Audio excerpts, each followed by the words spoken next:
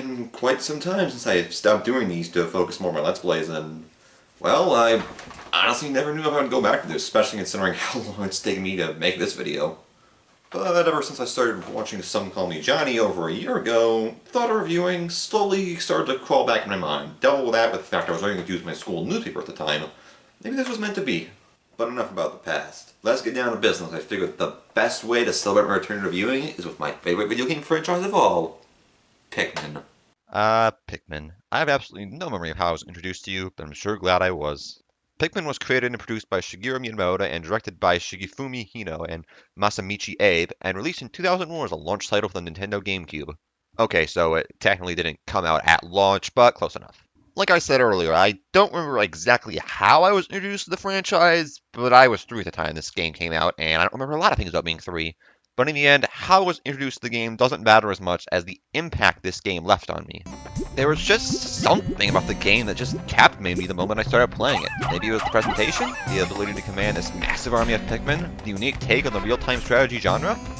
Well, whatever the reason, I fell in love with this game and remain an avid fan of the franchise to this day.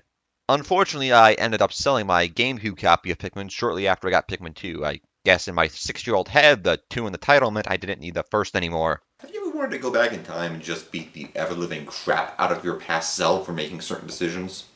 But all is not lost. In 2009, Pikmin got a re-release on the Nintendo Wii with added features such as widescreen support and motion controls, among other things. And in September of 2016, this version got a release on the Wii U's Virtual Console as well. But enough about the background stuff. Let's get down to the game itself and see if there's anyone else out there I can recommend this game to.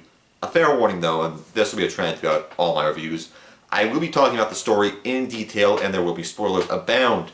If you want to skip the majority of them, go to the indicated point in the video. You'll have about 5 seconds.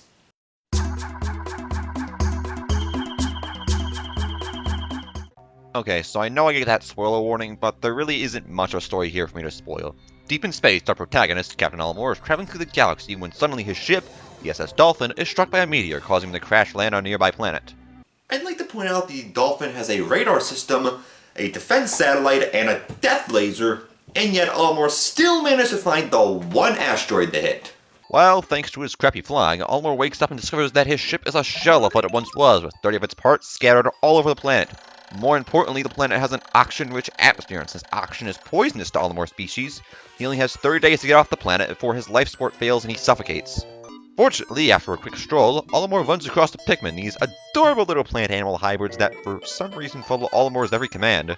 Alamore wastes no time putting these creatures to good use and is soon enough able to find his ship's engine, thankfully landing in the same area as the Dolphin. Thank God for Deus Ex Machina. With more help from the Pikmin, Alamore is able to bring his engine back to the Dolphin, where it is magically reattached with no work required from Alamore. Not only that, it's in full working order, and soon enough, Alamore blasts off with the Pikmin following close behind, because I guess they have nothing better to do than help stranded spacemen. From this point on, the story takes a major backseat in favor of a non-linear experience. You have your objective, collect all the ship parts for your life support fails, but that's about it in terms of plot. Alamore does make a journal entry at the end of every day on subjects ranging from Pikmin behavior to his family back home, but if you're looking for a complex or deep story, look elsewhere. Personally, I don't think this approach to storytelling hurts the game too much. Considering the premise of the game, being stuck on a hostile alien planet and trying to leave before you die, I don't think Pikmin needs a complex storyline. If anything, it might have been distracting. Now, would I have liked more information about Alamore, where it came from, why it was out here, and how he managed to get hit by the most obvious meteor in the solar system? Absolutely. But I don't think the game was held back by a lack of story. And in due time, Alamore and his Pikmin are able to recover all the ship parts scattered across the planet, and Alamore is able to escape the planet safely. Or not. You see, Pikmin actually has multiple endings, depending on whether you ran out of time and what parts you collected. The best ending has Alamore escape with a fully repaired ship, the middle one has him escape with an incomplete but functional ship, and the worst has him failing at escaping and getting turned into some weird Pikmin-Alamore hybrid. I guess that's how biology on this iteration of Earth works, and yes, in case you haven't caught on yet, the Pikmin planet is pretty much confirmed to be Earth, although I don't even want to know what kind of wacky shenanigans went on to give birth to life forms such as the Pikmin and the rest of the creatures you encounter.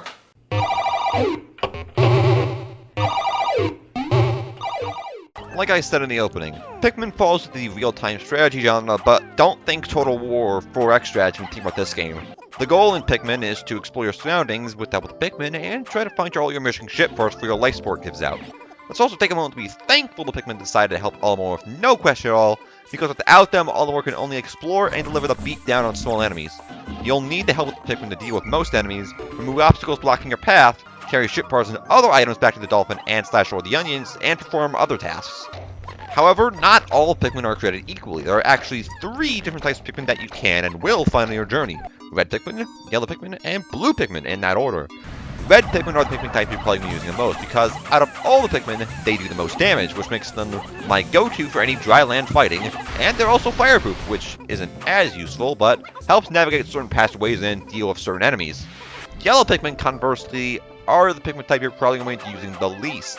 They can be thrown the highest, which is useful in terms of getting items on high ledges, but it's an inconvenience for most combat situations, because in the time it takes them to land, the enemy can leave the fight, get a glass of water, and come back to the battle before the Pikmin lands.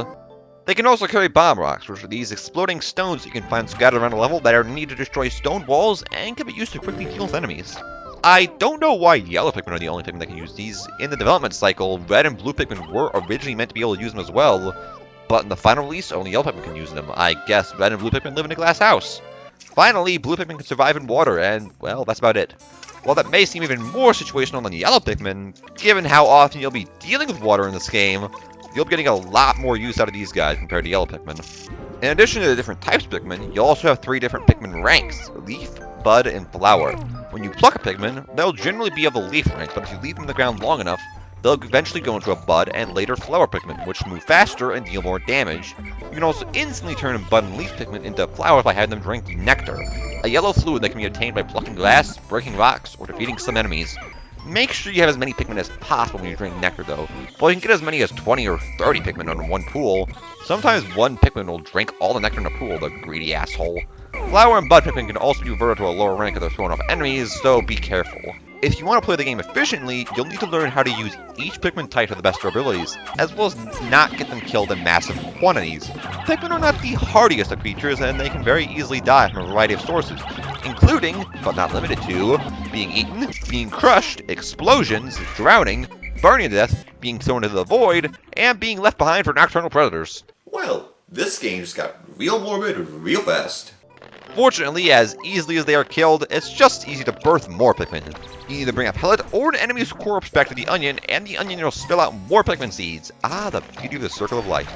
Well, it's almost inevitable that you'll lose Pikmin at some point during your adventure. So long as you're not careless, you should never run out of Pikmin. And if you do, one new Pikmin seed from each onion that ran out of Pikmin will be born at the start of the next day.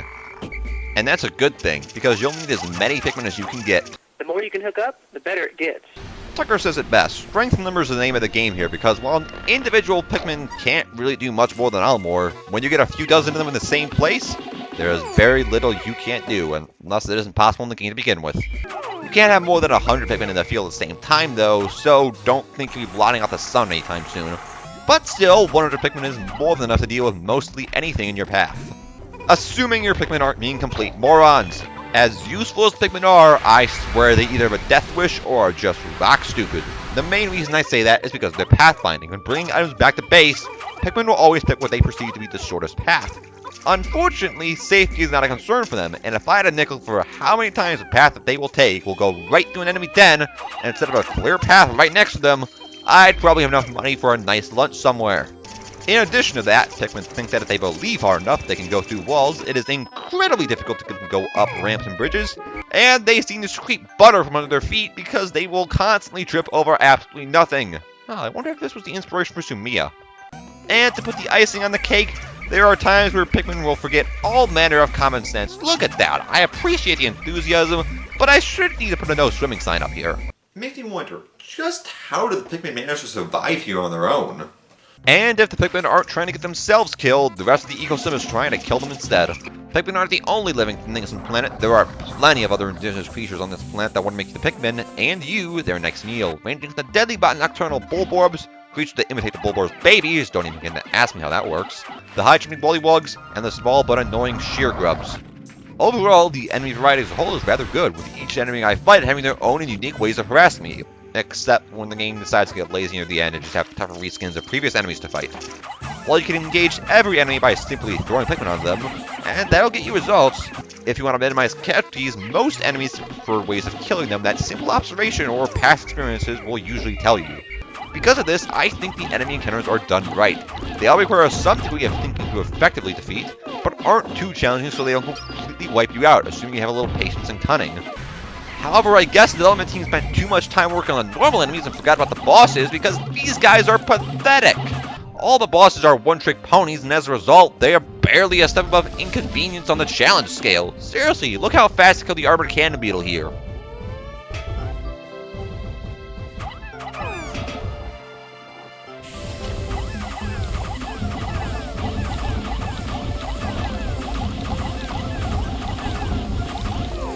I mean, look at that. Took him down no time at all. Not even the final boss is the problem, because while he does mix up his attack pattern, he also turns to a pushover once you realize he has the Dongo Syndrome. I mean, come on, when I fear the common enemies more than the bosses, there's a problem here. Only 2 bosses give me any sort of problem. The beady Longlegs because you're spending half battle trying not to get stepped on, and the optional boss is Smoky Frog because he's covered in insta-kill goo that requires some precise aiming to hit his weak spot. Not that you can't easily recover your losses from this fight. Make it rain, Pikmin! This thing is also supposed to be the malformed offspring of the Mamuta, another quote-unquote boss you can fight in this game, although malformed or not. How the hell do you go from this to this? Well, anyway, I guess there's only one more thing to talk about for this section of the view, the control. The Wiimote and Nunchuck is our controller of choice today. You can move all of them with the control stick and move your cursor with the remote's motion controls. You can use the A button to pluck Pikmin from the ground, throw a Pikmin where you're looking, or if you don't have any Pikmin, you can press A to have Olimar do some karate chop action. The B button whistles Pikmin back to your side, and the C button dismisses all Pikmin currently following you. You can use Z to quickly center the camera behind Olimar, and the D-pad is used to change the camera distance and angle, or if you're holding on to a Pikmin, to switch between the different types of Pikmin. Down the D-pad is a swarm button, which will cause Pikmin to line up in whatever direction your cursor is facing. Finally, the plus button opens the map, the minus button opens your pause menu, and holding the 2 button will cause Olimar to take a nap. 16 years, and I still don't know what the point of that is. I mean, if there are Pikmin near you, they will carry you back to their onion, which will heal you and launch some fireworks for some weird reason. But I can also just go back to the dolphin for a heal, so what's the point? Overall, though, the controls work rather well and feel natural. The motion controls feel fast and fluid to work with, the sole exception being the swarm feature. Maneuvering your Pikmin is finicky if nail ledges are involved, or there are other items in the way, since Pikmin will try and pick up the item if they bump into it while swarming. My only other real complaint is the camera. There's no way to freely control this. While you can center behind Olimar with Z, and that works 9 times out of 10, it doesn't work all the time, and that's problematic considering the motion controls do get a little difficult to aim with if you have a bad camera angle.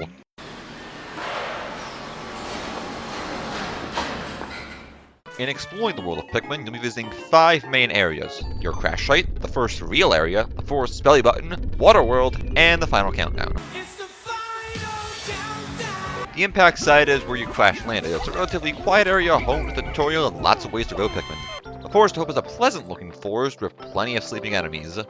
The forest enables a cave within the forest that is dark and full of things that want to cook you alive. The Distant Spring is a beautiful wetland that, as the name suggests, is home to more water than land.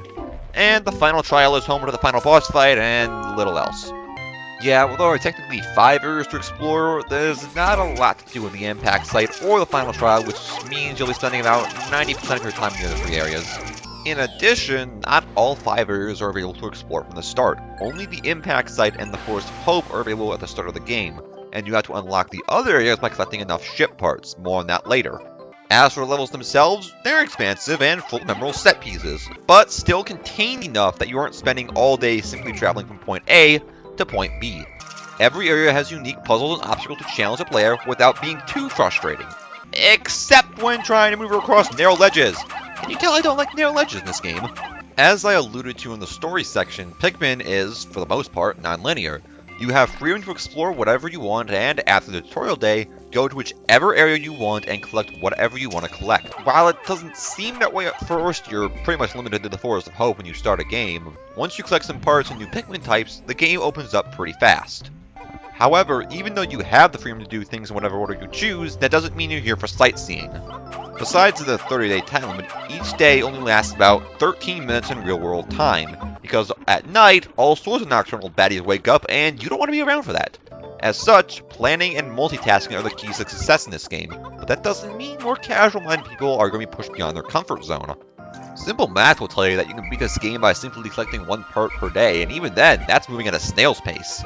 As strict as it might seem, I've never had any issues with 30-day time limit. It's there to keep you on track, but it's forgiving enough that you shouldn't be at any real risk of reaching it unless you royally screw up. For me, the challenge has always been how much I can get done in a single day, trying to squeeze as much productivity out of the day as possible, and if that's not your thing, then you have plenty of time to get your one part and call it a day. Because of this, I think Pikmin is incredibly accessible, easy enough to pick up for anyone to start playing it, but with enough layers to keep people like me, who want a little more challenge, engaged. However, this does come at a bit of a cost. Pikmin is pretty short. I clocked in about 4 to 5 hours recording footage for this. And overall, it's rather easy. The puzzles aren't too brain taxing, and the enemy encounters, while they can be difficult for first-time players, is something people like me, who have played this game multiple times, can breeze right through. I know that's a thing for games in general, your first time through being the hardest, but the difficulty gap caused by experience here is just so massive. Like I stated, the boss fights are no problem once you know their patterns, but I can easily imagine a first-time player having a hard time with these guys. This is a speedrunner's game, a game where I think the most enjoyment you're going to get on repeat playthroughs is challenging yourself to see how fast you can beat the game. Well, anyways, back to what you can do in a day. There's a lot of things you can do. Knock down walls and other obstacles, defeat enemies blocking your path, grow your Pikmin army, and collect ship parts. Every area is pretty well designed, as I stated earlier, so while some ship parts, especially early game, are simply waiting to be picked up, most require some work to get to. Fortunately, you don't have to do everything in one day. Any progress you make in a level will persist if you leave, so Pikmin's parts will still be there, obstacles will still be damaged or destroyed, and enemies, assuming you come back within a day or two, won't respawn if you killed them. Now, as for the ship parts themselves, well, they're scattered all over the planet, some only requiring you to walk 20 feet from your landing site, and others that have found themselves in the most inconvenient areas to reach, or in the stomachs of enemies. What compels these creatures to just eat random pieces of metal they find lying around? In some cases, how did they manage to eat them? Well, thankfully for Almor, these parts broke off at just the right points as to not cause irreparable damage, and when you bring them back to the dolphin, they are reattached automatically with no need to find nuts, bolts, or screws to attach them with. I'm guessing the ship is made out of Duplo Legos. Collecting parts is the key to progression in this game, as finding enough of them unlocks new areas for you to explore. Besides that though, collecting parts provides no in-game benefit, which I think is a wasted opportunity. The only exception to this is the radar piece, which, when found, gives you access to your map, not only allowing you to see the terrain, but also all the remaining ship parts in a level. Wait, how is the radar able to find all the parts scattered around the level, even the ones that have been eaten by enemies? Do all the parts have some sort of built-in GPS transponder or something? Was Almor prepared for this eventuality? Besides the radar piece though, there are no specific benefits for collecting one part over another. I think that there should have been more benefits for collecting certain parts, like unlocking new landing sites or extending your life support. But that's not the case, so which parts you choose is all a matter of convenience and difficulty, rather than the specific benefits a part gives you. I mean, there is a distinction between optional and mandatory parts, but that only affects the game's ending. Basically, 5 of your 30 parts are labeled as optional and not required for Almor to escape the planet, but are required in order to get the best ending. The thing is, though, there is little reason why you wouldn't try and collect them, mainly because they still contribute towards unlocking new areas, and only 2 of the 5 parts are in semi-out-of-the-way locations. You're bound to run into one of the other ones, you walk past another one, and the last one is the reward for beating the final boss. Wait, so the reward for beating the final boss is an optional part. That makes the final boss optional too. Well, anyway, if you didn't feel like you got your fill of the story, there's always challenge mode, which unlocks after you find all 3 Pikmin types. Basically, you're going back to the levels you visited in the story mode with the goal of growing as many Pikmin as you can in a single day. Now, while the maps are the same, the overall level design is completely different from story mode, with different enemies to face and new obstacles to deal with. Overall, I think this is a nice addition that gives a little more content to Pikmin, although it's not something I spend too much time on personally.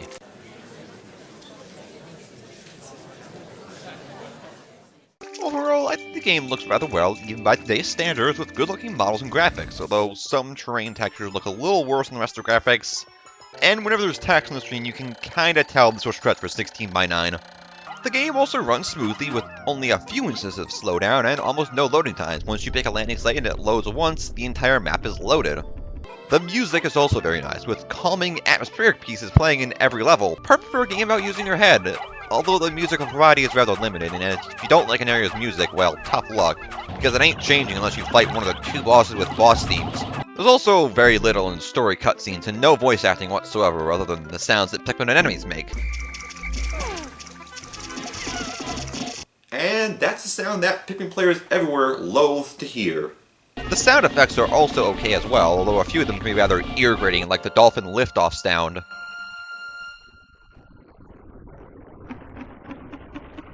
And when many Pikmin try to enter or exit water. Do you hear what I mean? Pikmin is also a relatively stable game, although it does have its share of bugs and glitches, although it's mostly minor stuff such as UI glitches or the Pikmin being stupid. Only 2 things stand out when I'm talking about bugs in this game, and both might be gameplay features for all I know, but I'm calling them glitches because of how random they are. The first is when a random spout of a killed Pikmin will be back in the area the Pikmin died in when you go back there. I'm not sure why this happens, but it does. The second is when an enemy dies, if there are a lot of Pikmin around as it falls, it will almost always fall on top of and kill at least a couple of Pikmin. Now you might be thinking, well, why are you complaining about that? That's great attention to detail. Well, when you play this game and have 75% of your casualties be to bullshit like this, then you won't be praising this glitch. Losing Pikmin to this glitch is almost unavoidable because you'll likely have most of your Pikmin swarming the enemy to take it down fast, which means it's almost guaranteed that someone is going to die to this. Now, you could just throw a few Pikmin at a time on the enemy instead, but then you're probably going to lose Pikmin to the enemy's attacks instead.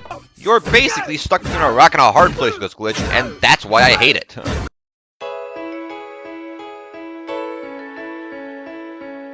Overall, Pikmin gets a lot of things right when it comes to gameplay. It's easily accessible, meaning I think almost anyone can pick up, play, and enjoy this game, and for your first playthrough, it's challenging without being ball-busting, again, for your first playthrough. The non-linear gameplay style is also another plus for this game, as it encourages exploration and gives this game a degree of replayability. My main problems with this game are structural things. For one thing, the game is too short. You can beat this game in an afternoon and still have time to go out for a nice dinner.